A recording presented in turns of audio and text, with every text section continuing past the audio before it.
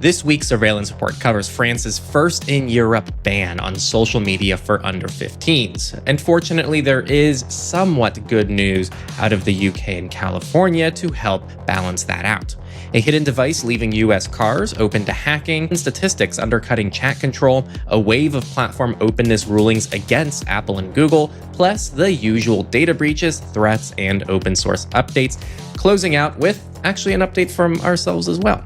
Welcome to the Techlore Surveillance Report, your weekly essential tech news, delivering deep analysis on the latest threats to security, privacy, and digital rights, and empowering you to reclaim control and defend your rights. Welcome, everybody. We got a pretty good week this week, and I'll do my best to give you all the news. Let's get into it. So today's episode is going to start in Europe, specifically in France. And so Australia was the first country to try a social media ban for minors, and it's getting around it. It's calling into question the privacy implications. There's also this whole thing of having the companies who are the problems, having to collect more personal data about people, and now putting more trust in their hands to regulate themselves. And then we also have this whole thing of like, well, we're not actually changing these platforms. Once these kids turn whatever age they're allowed to use the platforms again, they're back on the same exploitive, crappy platforms that have existed now for the last 10 years or longer for some of them. But France has decided that this is what they want to do. So French lawmakers approved on Tuesday a ban on social media access for children under the age of 15. In terms of the reasoning, President Macron, who in April urged young people to switch off their phones and read in order to become better citizens, wants the law in place in time for the start of the next academic year. So if you're curious for the timing on how that works, children younger than 15 right now will not be allowed to open a new social media account from September 1st. And honestly, those are kind of the established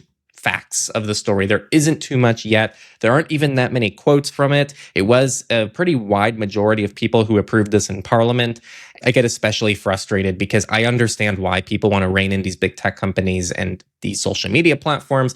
I have massive problems with these platforms, but I also have massive problems in just banning them outright and just telling kids not to be on them, especially when we actually look at the technology required to do that, the privacy implications, whether or not they've actually been shown to work, which if you look at Australia, which is already past this in December of last year, it's not working very well. These kids are getting around it. They're using VPNs. And in the UK, they've also done similar things. And the UK continually teases this concept of banning VPNs and trying to go to the next downstream thing without actually fixing the real upstream issue. And I think that's really what I'm trying to target here. Banning social media is a potential solution, but it's going to create so many more downstream impacts like the ones I've covered. Whereas if we look a little bit more upstream of this issue, we see the real problem with these platforms and how universal they are. It's the fact that they are collecting such data in the first place, and they're using that data to exploit you as an individual. It's the fact that they have algorithms that are designed to be addictive. They implement dark patterns. These are tech companies that are literally hacking human biology, and just banning it from people under 15, I think sends the wrong message. I also know that the reality is the internet is how people are doing things. Really radical response to try to do something people have neglected for over 10 years. This has been happening this whole time, and it's just taken too long for anyone to do anything about it. And I think this is the radical approach, which frustrates me, but that's why I'm here to at least give you my take. And also, if you're in France, you can still contact your politicians, but especially if you're outside of France and the rest of Europe, and also any region at this point in the world, it's important to contact your politicians about this stuff because, again, it seems like and sounds like it's very popular to people because the overall premise sounds good, but the actual implementation, and when we see countries that integrate this, it is not good. And so it's important to educate people accordingly. If you're listening to this podcast, I think it's the number one thing you can do this week. Now, it is not all bad news. There is a bit of good news here. Now, the UK actually got a new prime minister, Andy Burnham, and he is planning a digital ID scheme. He's pretty much come forward and said, hey, this is all a distraction. We want to focus on the cost of living. This isn't something we want to focus on. So let's focus on the economy and what really matters to people. And so he's pretty much saying we're not going to do this anymore. Now,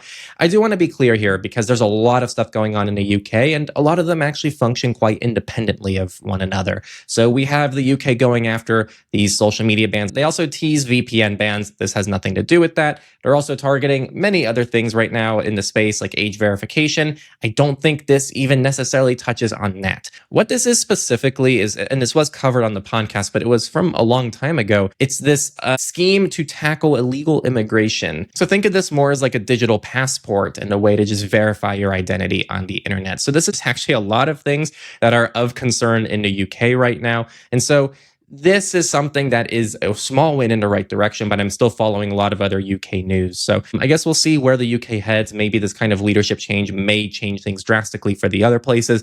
Time will tell. Stay subscribed. I will definitely let you all know. Now, another piece of good news here is that California Senate has dropped browser age ID mandates, but the operating system checks still remain. So I did coverage for this in a dedicated video not too long ago on the main Techlore channel. But California has been teasing age verification, but apparently this age verification is designed to be grouped into buckets, and it's attestation, I believe, which, if I'm getting the terminology correct, means that there isn't verification beyond that. But this is actually what prompted the entire Linux world to freak out, because it requires Linux distros to have to then start signaling to developers, and this is built into the operating system, what age each user is. And so you started seeing the Linux community go crazy about this, and you started seeing forks of projects saying, we're not going to add this in. Some projects even said, we're not going to deliver software anymore to California as a result. So there's a few things going on here that I want to be clear about. There was two different pathways that they were looking to explore this age bracketing scheme. The first was actually in browsers. So a browser gets your age scheme. Ideally, you just say what it is, but it's unclear quite what that would look like because it hasn't been done yet. And then each site could essentially request that from the browser. And then the second version of this was from the operating system to specific applications. Now, they have dropped the browser level one. So that is the big positive news here. And also for those who missed it, they actually did add an exemption for open source operating systems as well. So if you're using any kind of open source operating system, you don't have to worry about this. But if you're using Apple, Microsoft Windows, anything there is this age bracketing scheme. This still isn't signed into law. It still needs a governor's signature, and there's still unfolding things about it. So it's not too late to still continue to contact your representatives, especially in California. But they also talk about a lot in this article about Texas and the different approaches they're taking and how Texas hasn't been backing off on theirs. So there's a lot of stuff going on all around the world right now. And so I really want us to zoom out, and you might be listening in from the Netherlands, you might be listening in from Canada, you might be listening in from Brazil, wherever you're listening in from. Just remember that these things are spreading like wildfire. So right now I'm talking about these three regions. But last week it was a different set of regions. And I'm sure next week will be a different set of regions. And so that's why it's important to keep up with this news, whether it's on your own time or if it's the podcast or the newsletter.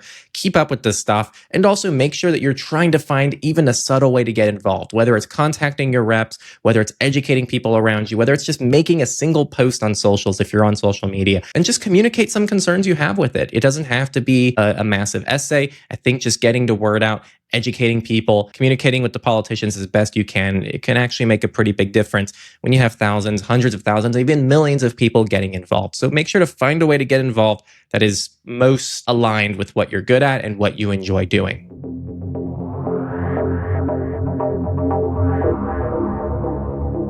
All right, this next story is a very exciting one to cover. Well, it's not exciting. It's actually not really good, but it's exciting from a technical perspective because there's a lot of lessons here. And I just thought across the United States that leaves them completely vulnerable to hacking and paralysis. The overall concept here starts with something called a car alarm device. KARR. These are installed by typically car dealers, not manufacturers or owners, and used as a measure to prevent auto theft from the lots of these dealers.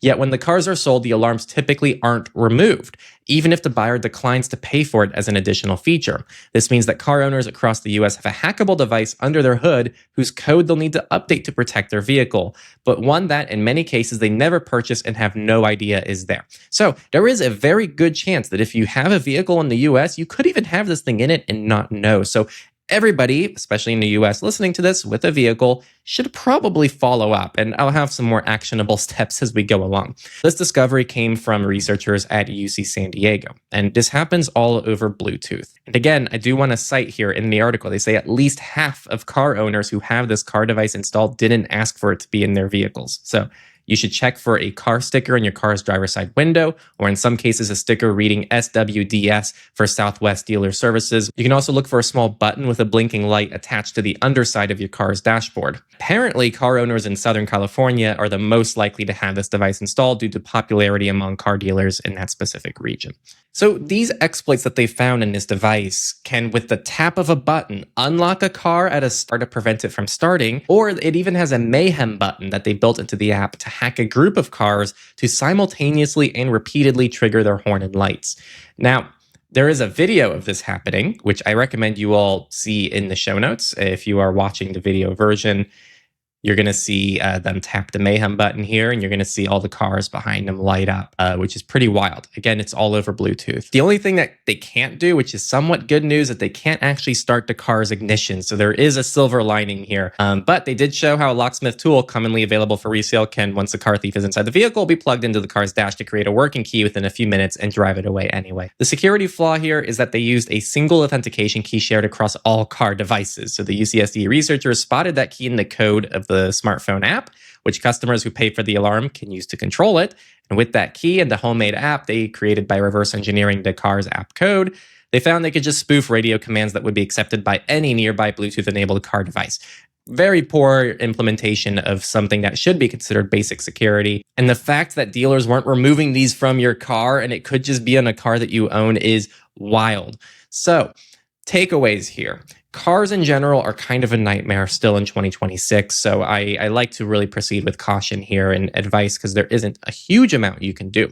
You know, a lot of people online are going to tell you, oh, that's why I drive around my, 1964 vehicle and it avoids all these problems. And it's like, okay, that's great. But also a lot of people have newer vehicles and you can't get around some of these problems. So I always like to look at opt-outs when possible. You have tools like Privacy for Cars that do exist on their site. There is a bit of a paid funnel there, but you can do a free scan to see what kind of data is collected by your car's manufacturer by default. It's good to check in with your dealer when you're purchasing your vehicle to ask, hey, are there any add-ons or devices that are in this vehicle that I should know about? And now we know the name KARR is a good name to throw around if you're getting a new vehicle as well. Again, utilize opt-outs when possible. And if you really want to go on the more extreme side of things, on most cars, you can typically find a way to disable the cell modem or remove the SIM card or have some way to take the vehicle offline, but that typically will come with some kind of usability limitation. This is a very difficult place for me to give advice, but all I can say is to at least be educated and alert about these things. And you can typically at least know what the risks are with your specific vehicle, which is better than not knowing the risks and just kind of YOLOing it. And I think the best thing about knowing the risks, even if you can't solve all of them, is that you can keep it on the back of your mind, and as things develop, as we get more tools accessible to us, some of those might have some better overlap and be able to at least partly remedy some of those other concerns.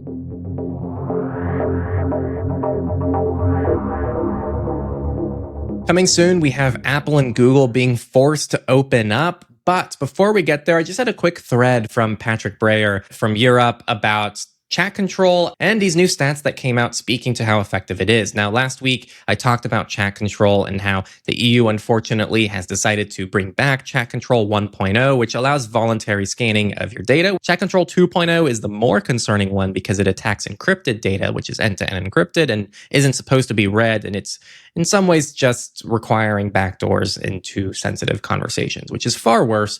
But both of these are concerning. Now, we do have a guide coming out probably in the next 24 hours to 48 hours on what you can do about chat control and what it looks like to keep your data safe from these kind of scanning tools.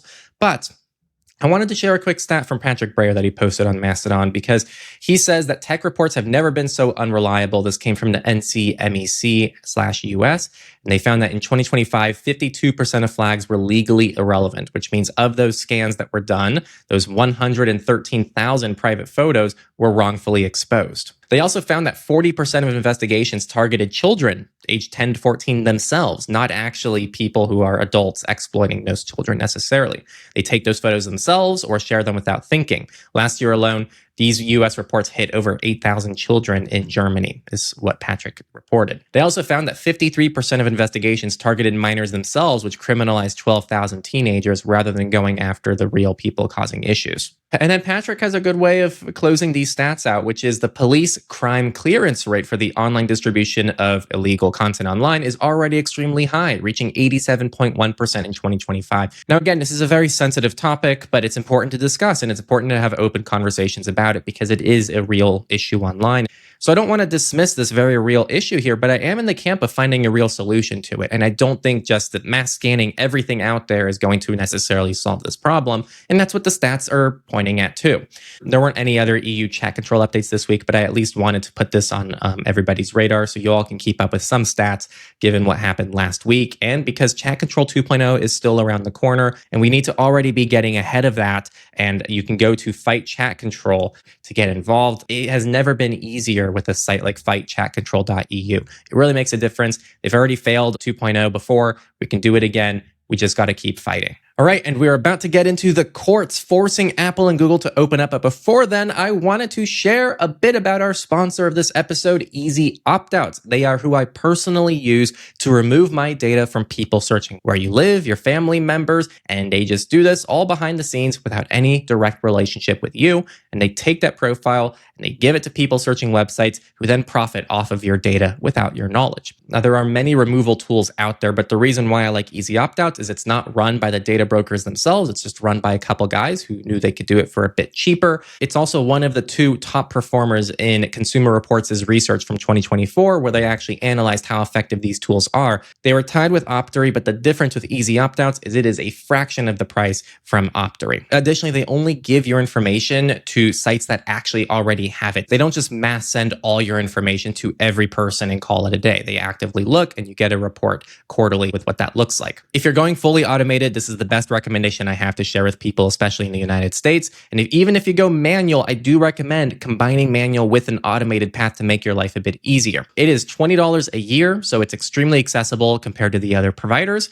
Check them out down in the description. Again, it's who I use personally. It's who I recommend to my friends and family. So it's genuinely what I do recommend if you are looking for a tool like this. Check them out down below.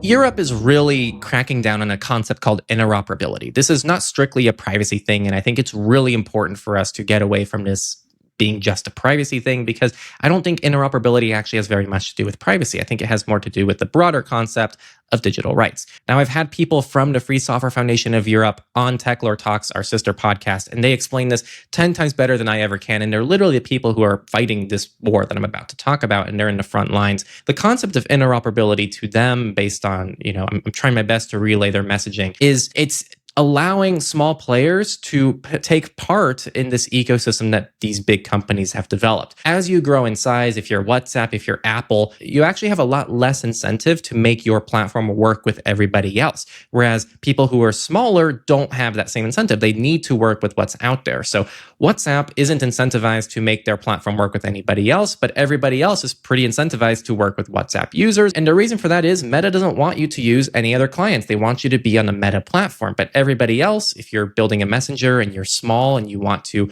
make a name for yourself, the fact that you don't work with WhatsApp means you can't tap into the multi-billion user platform that WhatsApp has. And so these interoperability requirements are assigned to the largest players, not the smallest ones. So if you're small, you don't have to interoperate, but if you're large, you have to open up your platform. Now, Apple fought against this, saying, no, developers shouldn't be allowed to publish apps in other places. No, we don't need to open up to third-party browsers. No, we don't need to open up to web apps. No, we don't need to open up to other messengers. What this is really targeting is the concept of an ecosystem. When people talk about how hard it is to leave Apple's ecosystem, it's because of these design decisions that they've made to purposely make it difficult for people to use third-party services and tools within their platform. And that's what interoperability is trying to target. And so Apple did fight it. They are continuing to fight it. The court said no. And so this is just a quick update from the EFF. They also covered this story. I don't think there's anything too new from the last time I talked about it on the podcast, but I did want to just remind people what's going on, and the EFF story was a perfect way to do that. So if you want to learn more about this, the EFF covers it quite well in the show notes. Separately, we also have third-party app stores that are coming to Google Play next week as Epic settlement is withdrawn. There is a whole story leading up to this between Google and Epic Games. I am not going to get into those details right now because that can take the next 15 minutes, and I think it's not too relevant to the practical stuff for the story. But Google has confirmed that it will begin distributing rival app stores next in the stage for competing platforms to take a bite out of Google Android's revenue stream. And this was published on July 15th, which means by the time you're listening to this, this could already be live. Now, I'm going to level with you all. I think what I'm a bit confused about here with this story is that it kind of goes against some of the things that Google is doing to try to prevent things like side loading, aka installing apps from other third-party app stores on your phone. We've seen Google that's put out this advanced flow that they call, where you got to tap your tummy 5 times while you make circles around your head, and you got to kick your legs left and right, and you do all these crazy things, and then Google says, okay, sure, yeah, you can finally start installing apps on your own phone. I'm exaggerating, but really what it is there's like a 24-hour waiting period. You have to reboot your device. You have to go into the developer settings, enable developer settings. You got to do these crazy things to pretty much just start downloading apps from another app source. So I don't really know how this decision from them goes with that decision. Are these combined? Does it mean you can install a third-party app store from the Play Store? And then if you try to actually install another app from that app store, you're going to have to go through this advanced flow. So I'll do my best to do coverage for it as it comes out.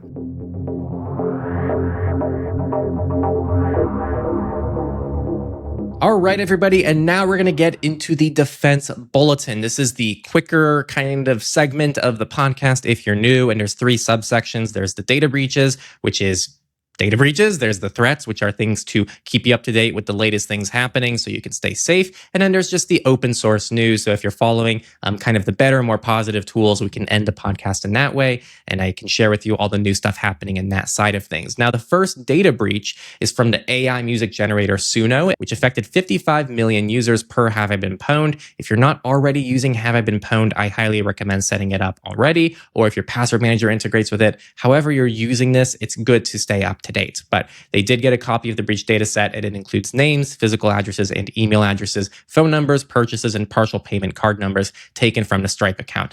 Pretty brutal data breach. So if you are in any way affected by this or you use this service, investigate in the show notes. Now, South Korea has also disclosed a data breach impacting diplomats worldwide. So if you want to learn more about this, check it out. It impacted 6,000 individuals, 350 of them being current government attaches. I haven't heard that word before.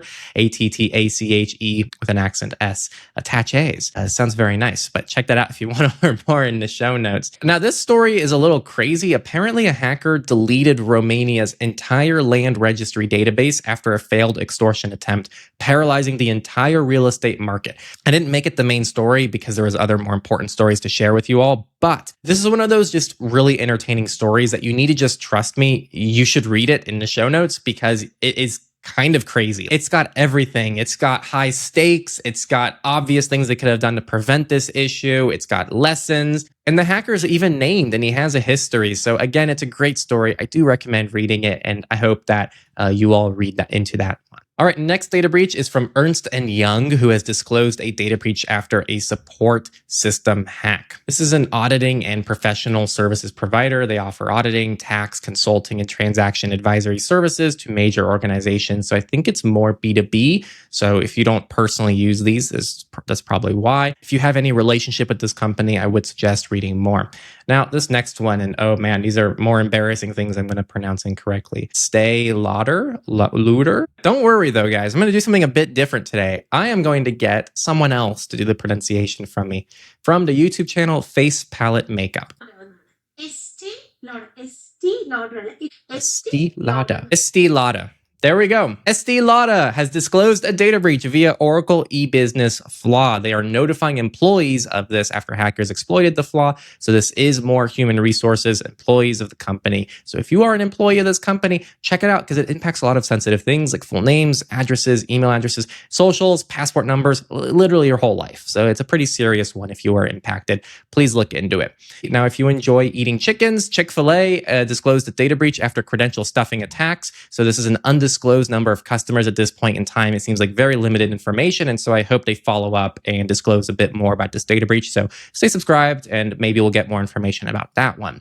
Now, Coca-Cola has suspended production at its Fairlife dairy after a ransomware attack. I did not know that Fairlife was owned by Coca-Cola, so that was news to me. I don't drink Fairlife, so for me, this was another like, oh my God, Coke owns that moment. But they said in a disclosure with the U.S. Securities and Exchange Commission that its Fairlife dairy company was hit by that ransomware and that its production production systems were even affected. Specifically in the US, I might add. Apparently, Canada's kept separate and they went unaffected. All right, I think this is like the 30th week in a row. I'm exaggerating, but I actually think that it's been many months in a row where every single week we have at least one WordPress exploit. And so this week's was called WP2 Shell. And this flaw was exploited to install web shells. If you're a WordPress administrator and you have any kind of extensions or anything that has to do with it, please check out the show notes. This is happening every week and you need to stay on top of this stuff to keep you and also your users safe. And this is just kind of a recap article from TechCrunch. It's called Hackers Are Exploiting Recently Patched WordPress Bugs, Putting Millions of Websites at Risk. It's kind of just a summary of this entire incident, not that specific exploit, but just, like I said, the many months of this kind of thing happening. So if you want to learn more, check that out. Now, the next one is an Adobe Chrome extension flaw that lets sites access private WhatsApp chats. So this is from the Adobe Acrobat extension for Chrome, and it could have been used to access conversations and data rendered in the WhatsApp web client without any form of authentication. This did require you to access a web page under the threat actor's control, but the fact that this was possible in the first place is crazy and should remind you to be careful about the extensions that you have in your browser. And if you have to use extensions you're not a fan of, try to separate them from other sensitive things. I think this is a great area for work profiles or just separate browsers altogether so that you can separate extensions from your web traffic. Now, this was patched, so make sure you're also keeping all this stuff up to date and it should no longer be a concern. But again, that principle I just shared with you should be carried over into the future as well. Now, there was a 7-zip exploit, and this was patched with version 26.02, and it was a remote code execution vulnerability that could allow attackers to execute malicious code by convincing users to open specially crafted compressed files. So get yourself up to date if you haven't already, and if you want to read more about that exploit, it's actually a pretty interesting one if you want to get more technical. It's all in the show notes. Now, Zoom has warned of a critical account takeover vulnerability. This was discovered internally, and it was tracked, and it received a severity score of 9.8 out of 10. This was specifically in their Windows client, and it's important to remind you that they have patched it, so get yourself up to date. And sadly, they haven't actually disclosed too much of how it works. So there might be more information that comes out, but that's all I have right now. But I covered a Hide My Email vulnerability a few weeks ago on this podcast that Apple's Hide My Email feature was exposing customers' real email addresses. Now, I want to be clear, there's two specific issues that were happening with Hide My Email. There's the vulnerability, which actually exposes the real email address to the iCloud account. That is a real security issue, and that was patched. Apple was looking to move away from that system and create a new subdomain for those Hide My Emails, which instantly tells people that you are using an alias email. And if you use alias emails like I do, like Simple Login or ADIO, you know that they can sometimes be blocked on websites. That is still an ongoing thing. This has nothing to do with that. This was just that first issue, which is now resolved, which is at least something good. This is something else from 404. I'm not going to get too far into it, but they did find some links in that when you apply for a new credit card and you open one, ICE now knows where you live because of all the data sharing happening between private and public companies and all this crazy stuff. I know ICE is a very politically charged thing, and it has been a politically charged thing, especially this year. But for me, the concern, especially with all of this stuff, is just the lack of consent in what is going on with your data. If I'm applying for a credit card, I think what is reasonable to expect is my credit file is touched and the company that I'm applying to gets my information. So when you start realizing that, oh, they're also sharing data with these 5 middlemen companies and they're all sending data to all these other data brokers and the government, that is my problem. And I think everybody should be pretty pissed about that. There's a reason why warrants exist and things just aren't publicly available to anyone all the time. There are probably safeguards that we want to have if we want to have a proper society. This one also pisses me off. So I guess this is like the heated moment of the podcast because a period tracker app called Stardust was sharing users' health data with an analytics firm. The company had a quote, "Your data is private, period," says period tracker Stardust on its website. Period is part of the quote, like they said period. And Mozilla Foundation found that they were actually sharing users' sensitive health information with a third-party analytics company, RudderStack. This included their birth dates, their birth control types, their reproductive goals, and specific symptoms that the user was experiencing, and it tied that record to a unique identifier in place of the person's name.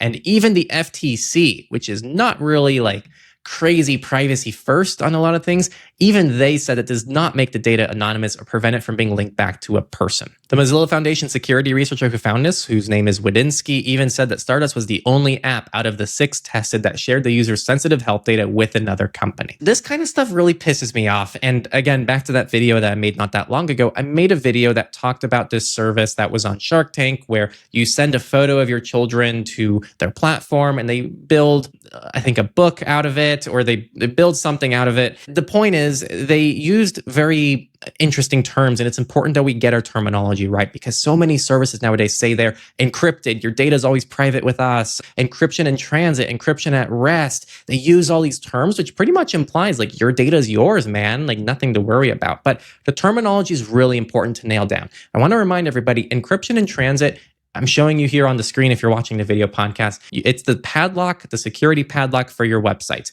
It means they're using basic TLS. Every website has HTTP your data between you and the website. So in the case of Stardust, if I'm accessing Stardust and their website and their app, it just means that all the data I upload to them can only go between me and them. That's a great step in the right direction, but they can still access that data and they can do anything they want beyond that. Now, encryption at rest means that when they collect my data and they're storing it on their servers, they're implementing encryption on those servers, so a hacker who gets in is going to have a more difficult time accessing my data.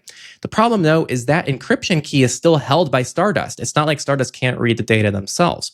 That's not the same as something that we would call probably zero-knowledge encryption, where a service actually allows you to control your own encryption key, and while they still hold your data on their servers, it's encrypted in a way where not even the service themselves can access the data. These things might sound like technical, nitpicks or whatever, but these are huge implications. It's the reason why Stardust can even access your data and can freely share it with third parties however they choose to. It's the reason why a Stardust employee might be able to access your data, whereas with a zero-knowledge provider, they're incapable of doing those things because they don't have the data in the first place. It's important to get the terminology right. Be very skeptical when companies say your data is yours, your data is private, without actually verifying their technical implementation of trying to guarantee that.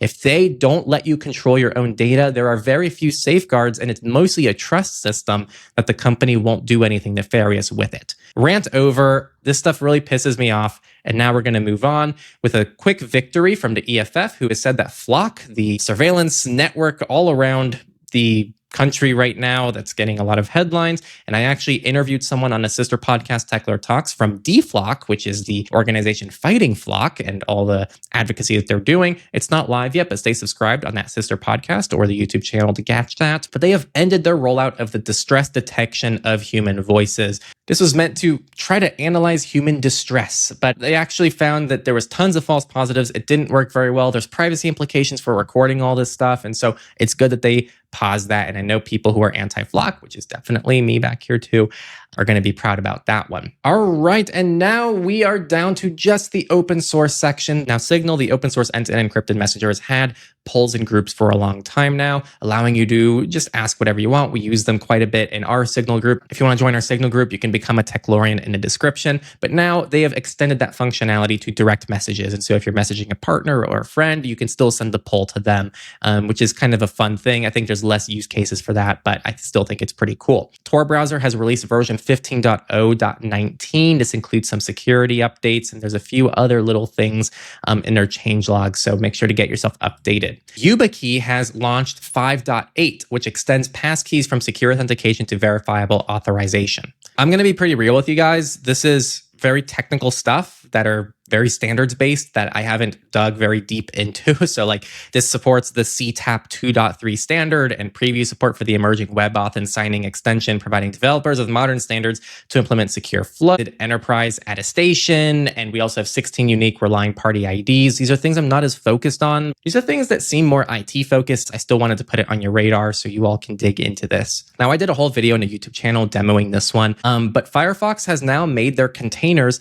native in Firefox 153. Previously, you had to install the extension in your Firefox browser to get multi-account containers, but they are now just bringing that directly into Firefox. It is technically a preview, but this is super cool, and I think it's going to make containers even more easily accessible than they are already. So I'm super excited about that. And again, I covered this more in a dedicated video on the YouTube channel and how it compares to Brave, who also just released containers, actually. And so it's pretty cool to have both browsers now support both profiles and containers. So you don't have to really choose any one of those browsers for either one of those features. There's also an update for Firefox for Android where you can now group related tabs together. And they go through how this works and how you can sort them. And it's on the blog in the show notes if you want to learn more. Vivaldi, the browser, hit version 8.1, which launches more customization features and more options for Android users. So if you are a Vivaldi user, go check that one out. WhatsApp has also developed first-party encrypted cloud backups for Android and iOS. This is really big news. The reason why I like this a lot is that previously, if you wanted to do an encrypted backup of your WhatsApp data, you actually had to opt into it, and very few people actually knew this was the case. A lot of people didn't know that if you did a cloud backup of your WhatsApp Messenger, it was actually going unencrypted to somewhere else where your messages could be scanned, which kind of negates the reason to use an end-to-end encrypted messenger. This implementation is stored on WhatsApp servers, and it will have end-to-end encryption enabled by default, which I think is a big step in the right direction. It's 2 gigabytes of free cloud storage with paid plans available for those needing more space. It seems like lately WhatsApp has been copying Signal with a lot of things, like they're copying usernames. This is exactly kind of the system that Signal has set up as well for their native backups feature as well. This doesn't solve WhatsApp's issues with metadata and the fact that it's owned by Meta. There's lots of other concerns with WhatsApp, but this is a step in the right direction, I think, for them. This is an update to a smaller project. It's called Briar. It's an open source end-to-end encrypted messenger that is like balls to the wall on the anonymity side of things. It's Tor routed. You can even use it without an internet connection over BULLETIN mode. The app will still receive essential security updates and bug fixes, but no kind of feature plans at the moment. I don't think this is necessarily a permanent decision, but it's safe to assume now for the foreseeable future that Briar is in this maintenance mode that they're calling, which I think is a good way to put it. And I'm glad they came forward to clear it up so we don't have to wonder anymore. All right, this next one, I really didn't want to cover this topic because it's not fun to cover. These aren't the reasons why I do this podcast. I don't like talking about random annoying controversies because I think everybody deserves the right to have digital rights. And so these stories are annoying for me. And actually, I wasn't going to do any coverage for this Mullvad story, but Mullvad themselves put a blog article about it on their own freaking website. And now I kind of can't because they have now taken this controversy and attached it to themselves on their own website. So I got to talk about it. Now, Mullvad has a co-founder whose name is Daniel, and they don't say who Daniel is in the very first beginning of the article, which is fantastic. So that's a good start. I have to pull up his article, and it's Daniel Bernstein, who is a libertarian anarchist, as he calls himself. And he made a pretty large donation to a political organization in Sweden. That donation, a lot of people were not happy about. And especially if you're a Mullvad subscriber, a lot of Mullvad users feel a bit betrayed because they don't align with the political beliefs of Daniel necessarily. And it was a pretty massive donation. I believe it was about like $500,000. And it was, I think, the largest or one of the largest donations made to that party. In terms of my role here for this podcast, my job is to educate you all, and you guys should be able to make a decision on what is best for you. And so I'm alerting you of this issue. It's in the show notes if you want to learn more about it. They even link to Daniel's blog, and that's where I think it's a bit annoying. It's like, hey, this is what's really ticking a lot of people off. They don't like this. By the way, here's his blog. You can read it for yourself. And by the way, now it's on our website. And we are, as a company, adding commentary to this, which now involves them. And this doesn't have anything to do with Mullvad's privacy and security. It's more about an ethical choice that you all need to make. Regardless of how you feel about him, sometimes private individuals of these companies donate to things that we don't agree with. And it's very hard to draw a line in the sand on this and be consistent about it. Now, I think the one thing that is universal, and yes, it is, I guess, something that I can promote of my own as a result of this crazy fiasco, is that there are kind of a lot of alternatives to Mullvad. And so if you do feel strongly about this and you don't like the way they handled this, our VPN tool is literally perfect for you. vpn.techlore.tech. This is literally just data. It has tons of filters on it. You can sort by no logs. You can sort by disk lists. You can sort by anonymous registration. And you can be like, I want Monero. And then you'll see the three providers are Mullvad, Windscribe, and AirVPN. and you can just compare them. And there was a funny Mastodon person who asked, is there a filter for avoided political controversies? Sadly, there isn't. It would be quite hard to, again, draw a line in the sand on that. But the tools are out there for you all to make your own choices about how you feel about this. And I hope that is the best that I can kind of communicate to you all. The only thing I would flag is that if you do personally not like Mullvad and Mullvad's like off your list now, Obscura VPN still routes through Mullvad. And so I'm guessing some of the money you pay to Obscura would end up in Mullvad, and or Mozilla VPN as well is also a Mullvad partner. So just things to flag. Also, Tailscale uses Mullvad, but that's a little bit more clearly disclosed that it's Mullvad. Either way, I want you all to make your own decisions about this. It's really hard to communicate nuance and complexity on the internet, but I really do feel like you all appreciate that, and it's why you come to this podcast and why you listen to these longer news coverages that I make. So I'm hoping that it's what you all want. And again, the point is to empower you all to make your own decisions, which is really everything I'm about. Again, check it out in the show notes if you want to learn more. And speaking of the VPN Finder, actually the last story of the week is my own. I published the July version of our tools with some big updates. Again, there are 3 tools. There is our quiz, which I think everybody should take. It's going to tell you what your threat model is based on an archetype, and you just answer some basic questions about yourself. It's kept only inside of your browser. You get to keep a private link when you're done, and it's going to score you out of 100 on how well you're doing and match it to your archetype. It's meant to be a practical tool to make you see what's going on and make things actionable and expose any gaps in your privacy and security.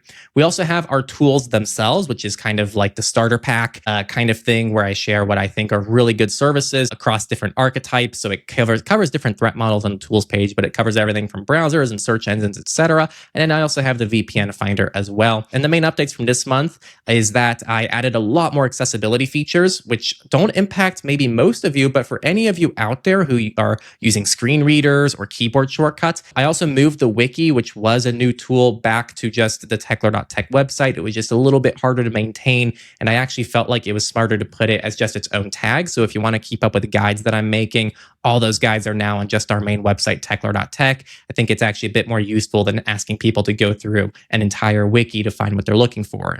They're meant to be very friendly for people in your life as well who aren't tech savvy and don't know about this. I think the whole scoring thing for the quiz is extremely effective at getting people to see if they're private or not. And most people probably would be surprised by their score. All right, everybody, and that is going to conclude this week's surveillance report. If this analysis helped you reclaim control, make sure you're subscribed to the newsletter in the description. It's completely free, and it's just a written 5-minute version of this podcast. And while you're doing that, you can also become a Techlorian in the same place. You'll gain access to our private Signal group. You're also going to get other perks while keeping the podcast growing so that we can keep publishing this for free every single week. And I really enjoy doing it, and I want to keep doing it, and I love it. So I hope that you all can also support back if you're able to. If you're not, you can still leave a rating, share this episode to spread digital freedom to people around you. That also is equally helpful. And I just want to thank you all for being here, taking control of your privacy and security a little bit more every single week. And I'll see you in the next episode of Surveillance Report.